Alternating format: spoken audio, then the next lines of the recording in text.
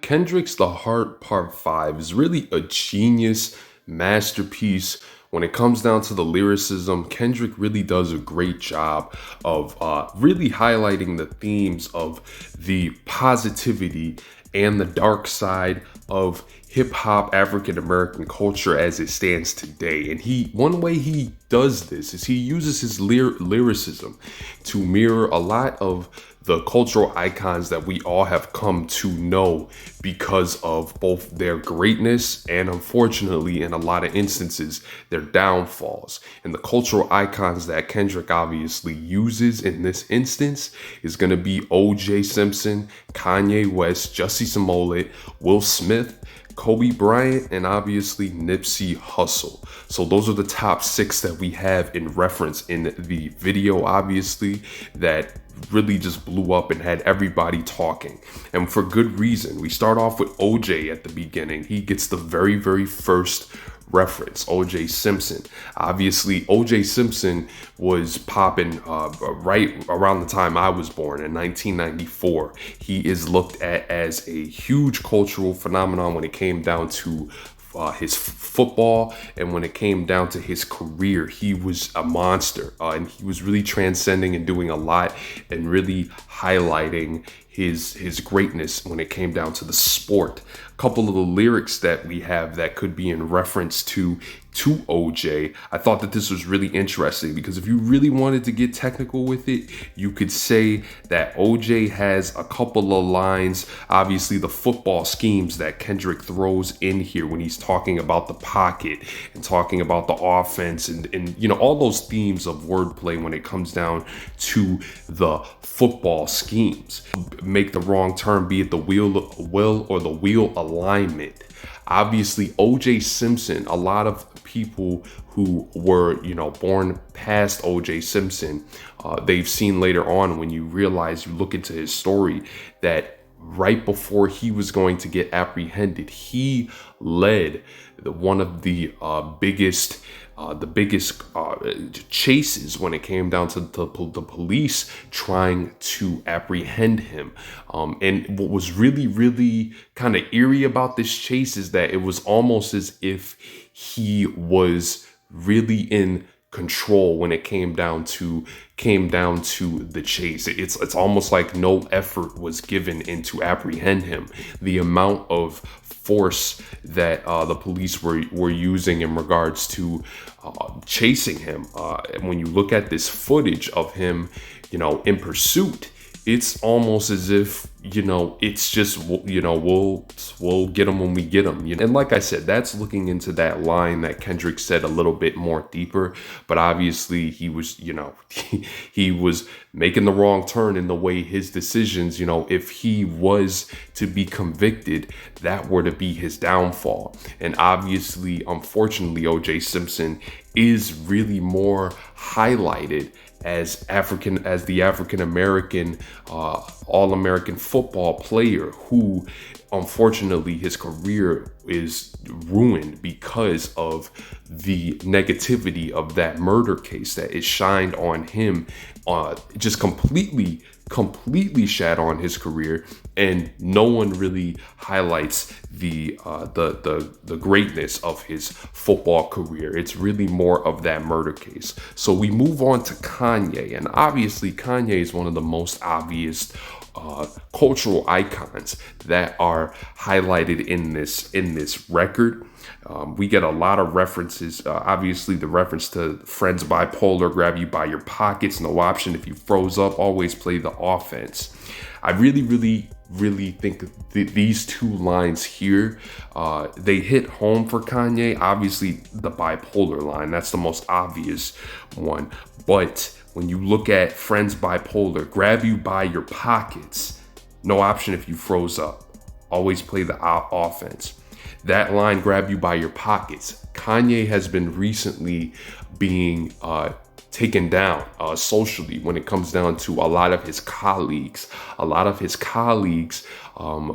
first example being Big Sean, being the most prominent one. Big Sean had a situation where he came out and he was alluding that Kanye has not done the best in business for him.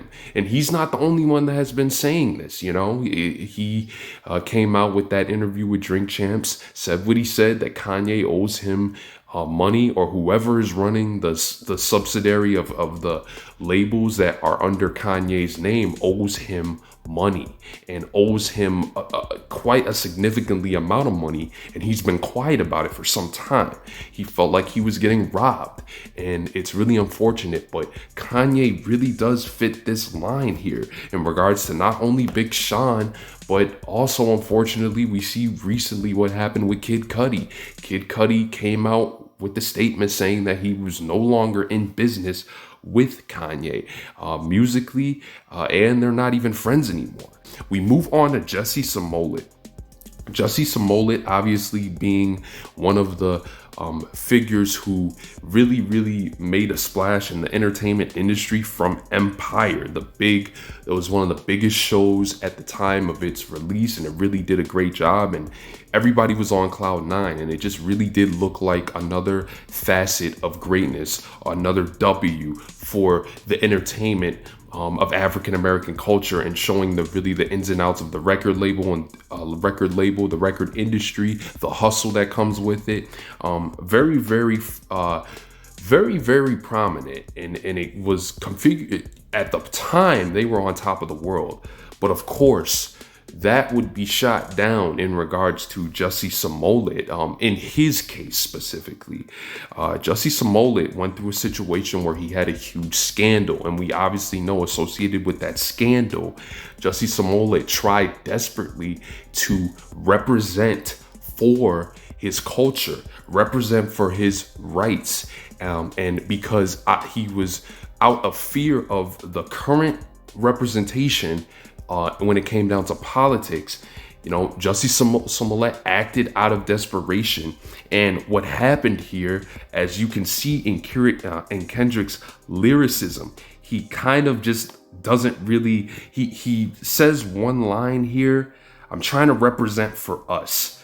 Obviously, we've been talking about Jussie Smollett in this situation. Kendrick's face shifts to Jussie Smollett right at that time frame where he says that, and he just lets that sentence breathe for a minute before going on. But this whole time, Kendrick has been talking about the misrepresentation that the culture of hip hop and the culture of the African American culture has had on its people. And it's very unfortunate. Jussie Smollett was a shining example of how that misrepresentation is being exemplified. Obviously, we get down to Will Smith after Jussie Smollett. Will Smith being one of the, arguably on this list, one of the hugest positive cultural imprints on entertainment culture for African Americans, and just in general, and for the culture where Will Smith came from, just a kid from Philly trying to get by, making the splash that he did on the entertainment industry and really mastering his craft, getting on down to these lines here where the misrepresentation, unfortunately, with Will Smith recently, right after these couple of lines here: "Enemy shook my hand, I can promise I'll meet you in the land where no equal is your equal. Never say I ain't told ya, nah. In the land where hurt people hurt more people. Fuck calling it culture." So right around that time, those two lines there, we get the transition into Will Smith. Will Smith, obviously, at the huge negative front of his controversy after the slap that he landed on Chris Rock's face not too long ago at the Oscars. We all know what that did to Will Smith. Will Smith is now villainized. Will Smith is no longer looked at as the cultural positive superhero that he was for the African American culture. And unfortunately, a lot of Will Smith's colleagues have even come out and said, "Fuck everything you've done in the past. You are now the enemy and you need to be held accountable." So this really goes into tie into the lyrical elements that Kendrick is really talking about, how fragile the culture is and how fragile the people are. when it comes down to their souls being damaged. Will Smith obviously going through a lot of conflict and a lot of emotional things that people weren't taking into consideration. Instead, it was his action. Instead, like Kendrick is mentioning in these lyrics all throughout this song, history repeating itself with the way individuals are acting. They're acting out of hurt, and it just fulfills the cycle of tragedy and trauma that really kicks out the positive cultural icon impact that a lot of these individuals on this list that Kendrick has portrayed in his music video are exemplifying. We transition from Will Smith to Kobe. Kobe is obviously at the front of more of the positive cultural impact in this record. And that's a beautiful thing. Even though Kobe at one point in many instances was trying to get dehumanized by a lot of the stories that were coming out about him, a lot of the allegations. Around the time around the time Kobe had died, Kobe had, of course, the media tried to sway the public opinion of Kobe, whether it be they tried to say that he was trying to influence the pilot to fly, even in times when it wasn't needed, which could have contributed to the downfall of the many who were on the chopper with him.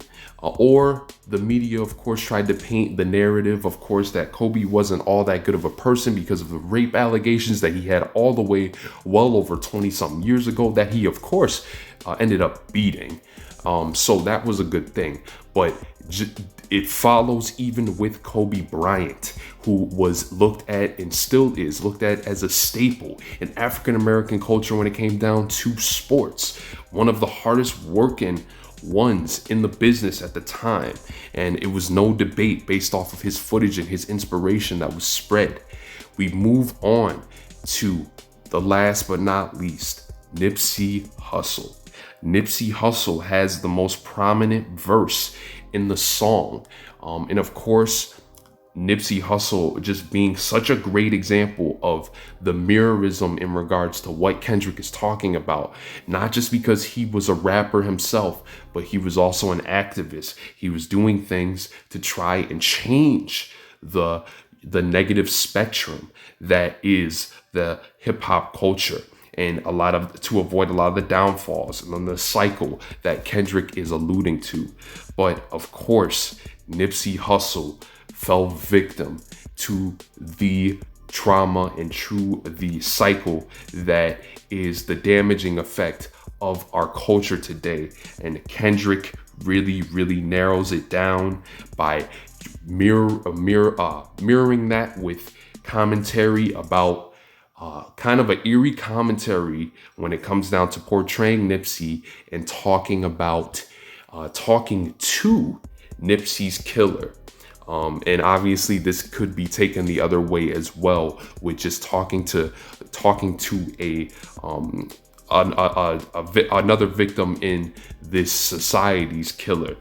We could take it both ways, but Nipsey being prominent because he was really, really more of I see why you are doing this, because you are hurt yourself. And it was really, really interesting for Kendrick to take this perspective and flip it and not really give the negative energy back to the killer in the commentary.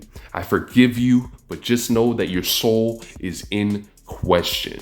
Really, really helping the killer to understand, I will move past this. I will move past my death because my legacy is too great. My legacy is greater than my death. So with that being said, you are forgiven, but your soul is still in question. That doesn't mean you're off the hook in regards to your own internal disease that is ultimately going to end up killing you. And ultimately, it ended up coming to your doorstep because of what you did to me. So the cycle repeating itself, Nipsey Hustle obviously being one of the more motivating factors for the culture, ended up getting the downfall there. Nipsey Hustle, of course, met the same trial as every other young African American when it came down to being at the forefront of his death and what the media tried to say in a lot of instances with him. This really does go to show the genius of Kendrick Lamar's lyricism when you take a look at the intricacies with these lyrics and the themes. And it does go to begging the question,